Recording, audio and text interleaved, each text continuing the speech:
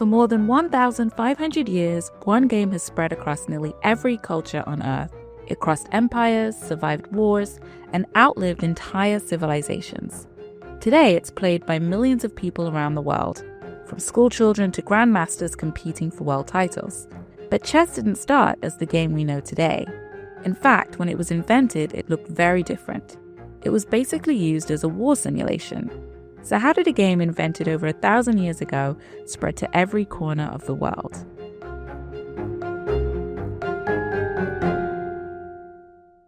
The earliest version of chess appeared in India around the 6th century. Its name was Chaturanga. The name literally meant 4 divisions of the army because the game was designed to represent the structure of ancient Indian warfare.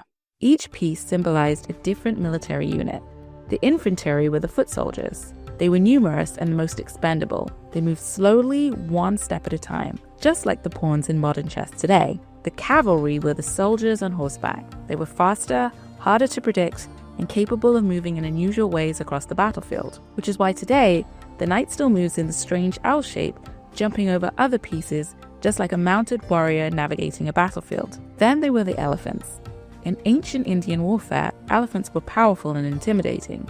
They could break enemy lines and cause chaos, but they weren't very precise. In early versions of the game, the elephant piece moved in restricted jumps, which eventually evolved into the modern bishop that moves only diagonally across the board. And finally, there were the chariots. These were fast-moving war vehicles used to transport archers or warriors across the battlefield. They could move quickly in straight lines just like the modern rook, which can travel across the entire board in one direction. At the center of it all was the king, the one piece that mattered most. Because just like in real war, the entire struggle revolved around protecting one ruler. If the king fell, the game was over. Chess began as a simulation of battle strategy, a way to practice thinking like a general, without fighting an actual war. But this early iteration of chess didn't stay in India. As trade routes expanded and cultures exchanged ideas, the game traveled west into Persia. There it evolved into a new version called Shatranj. Persian players refined the rules and introduced terminology that still exists today. For example, the word checkmate comes from the Persian phrase shamat, which directly translated means the king is helpless. That concept became the core objective of the game. It wasn't just about capturing pieces, but trapping power itself. Persia also helped to turn chess into something more refined. It was no longer only a symbolic war exercise. It became a game of intellect, status, and skill. In the 7th century, the Persian Empire fell to expanding Islamic caliphates, a major religious and political empire dominating the Middle East, North Africa, and Spain at the time. These new conquerors didn't destroy chess, rather they embraced it, and so the game flourished in the Islamic world. It moved through major centers of learning like Baghdad, Cairo, and Cordoba, and this was one of the most important turning points in chess history. Scholars in the Islamic world began writing some of the first recorded chess strategy manuals. They weren't just playing chess, they were studying it. By the 9th and 10th century, players were now writing their own chess manuals, documenting famous matches, and even creating early chess puzzles. One of the most famous early masters, Al-Adli, wrote a book called Captivates Shatranj, or translated the Book of Chess. This was around the year 840. In it, he categorized different types of positions, openings and endgames, laying the foundation for how chess would be studied for centuries to come. Another master, Al-Suli, built on his work, recording games, also analyzing strategies, and even ranking the strongest players of his time. This early documentation transformed chess from a simple pastime into one of the first games in history to be studied like a science. When chess eventually reached Europe during the Middle Ages, it morphed again as Europeans began changing the rules. The most dramatic change involved one piece, the queen herself. In earlier versions of chess, the queen, then called the vizier, was actually a weak piece. She could move only one square at a time. But around the 15th century, European players transformed her into the most powerful piece on the board. Suddenly, chess became faster, more aggressive and more tactical. Suddenly, attacks could happen much earlier. Checkmates could be delivered in fewer moves. Long gone were the days of chess being a slow simulation of war. It became a dynamic battle of strategy and speed.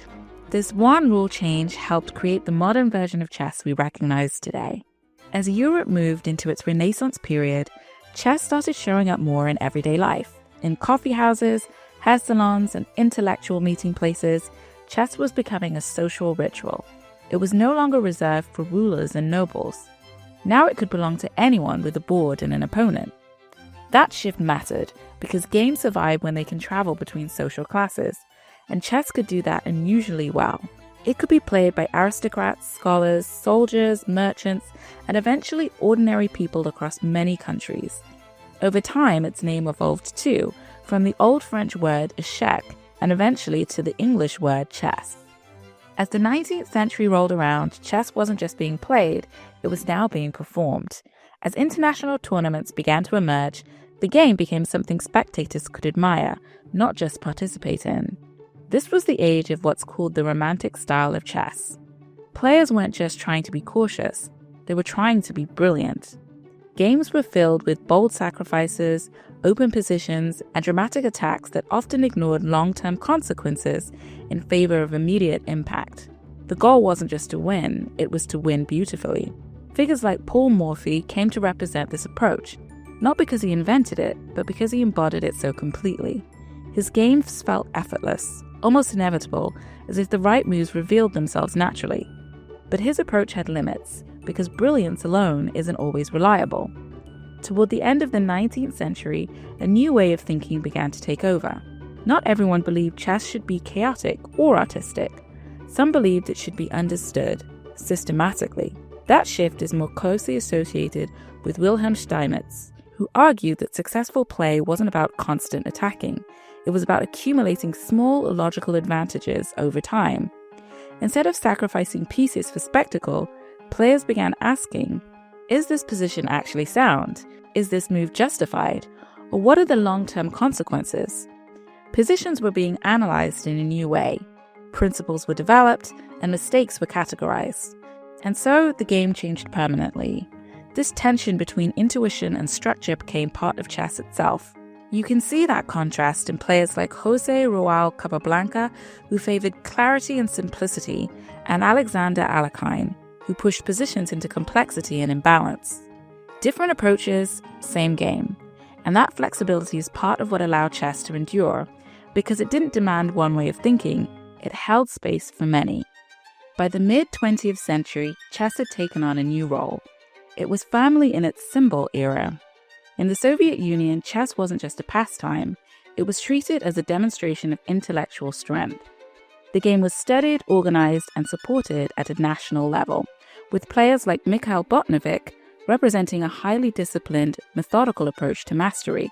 Chess had become institutional, but that dominance set the stage for something bigger. In 1972, Bobby Fischer challenged Boris Spassky, and the match captured global attention, not just because of the moves, but because of what it represented. It was interpreted as a clash between systems, individualism versus structure, improvisation versus preparation. For the first time, chess reached an audience far beyond its usual circles. It became dramatic and was widely watched, and at that moment, it helped secure its place in global culture. Then came 1997, and a loss nobody saw coming. Garry Kasparov lost to Deep Blue, a supercomputer developed by IBM that played chess under standard tournament conditions. For the first time, the strongest human player in the world had been defeated by a machine, and it forced a difficult question. If a computer can play better than a human, what does that mean for the game? But instead of diminishing chess, it actually revealed an opportunity. Chess wasn't interesting because humans were the best at it. It was interesting because it was complex enough to challenge both humans and machines. Computers expanded the game's boundaries, introducing new ideas and forcing players to rethink long-held assumptions. The internet removed the final barrier. Chess was no longer tied to physical spaces or formal settings. It became immediate, global, and continuous. Anyone could play at any time with anyone and watch games unfold in real time as long as they had a device and access to Wi-Fi. Modern players like Magnus Carlsen reflect a synthesis of everything that came before, combining intuition, preparation, endurance, and precision into a style that doesn't belong to a single tradition. At the same time, chess expanded beyond competition. It became content. Sites like chess.com, LeChess, Chess24, and Reddit It provided spaces for people to watch, discuss, and share chess content across platforms and communities around the world. And more recently, chess has entered popular culture in a way it hadn't before.